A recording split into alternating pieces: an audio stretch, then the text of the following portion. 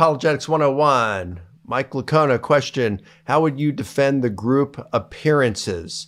Well, I would say, number one, the group appearances are mentioned in our earliest source, the oral tradition, the Creed in 1 Corinthians 15. And that's not the only one. Which would really go back to, well, for the group appearances? We have the Acts sermon summaries, Acts chapter 10, yep. Acts chapter 2. And most scholars do think that those, even though that those aren't transcripts of necessarily what was said on those, that they do encapsulate the kerygma, the early and official apostolic proclamation. If I could stick in there with C.H. Dodd, who's maybe the top scholar on the Acts sermon summaries, he said, I'm not saying the exact words of Peter, but they came from that time. The apostles were around. They had their testimony. They had to have been working together there somewhere. Yeah. And then I would also appeal to, I'd say, look, I think we've got some decent evidence for the traditional authorship of the Gospels, at least for some of the Gospels. At minimum, Mark and Luke and John.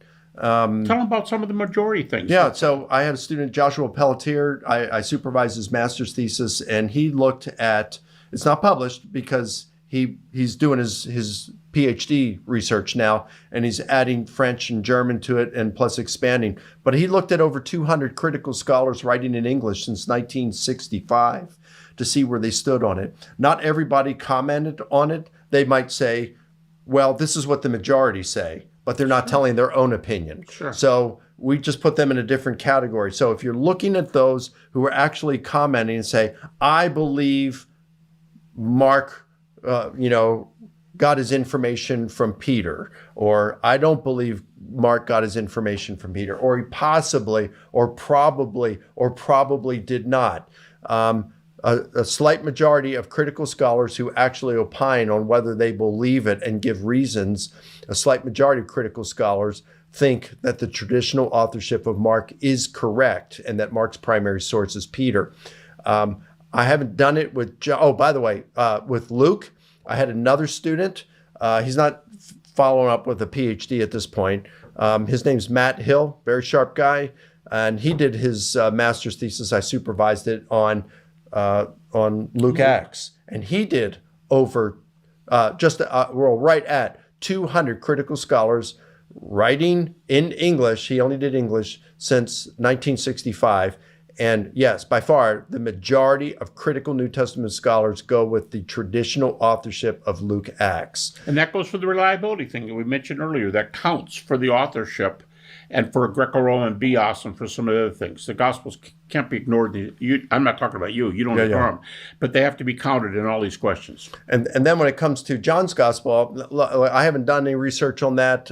Craig Keener, I've talked to Blomberg, and also Paul Anderson.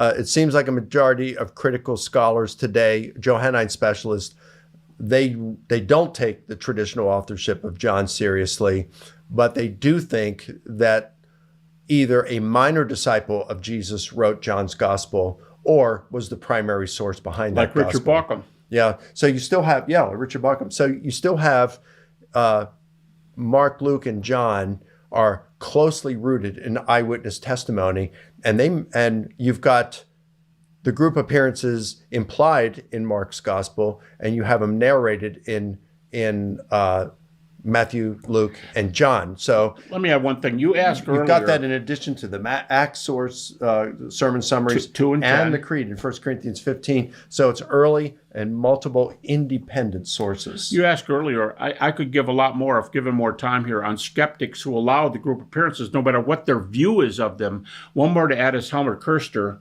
who says the closer we... Oh, and Norman Perrin, who said... the closer we get to the appearances, both of them said, the better the appearances go. And both of them said we have appearances to the disciples, and they usually throw in Mary and the women, and so does the Jesus Seminar. Whatever you do with it, they said, don't leave out Mary and the women. So there are a number of more than that we have time to set here about skeptics of varying degrees who allow that.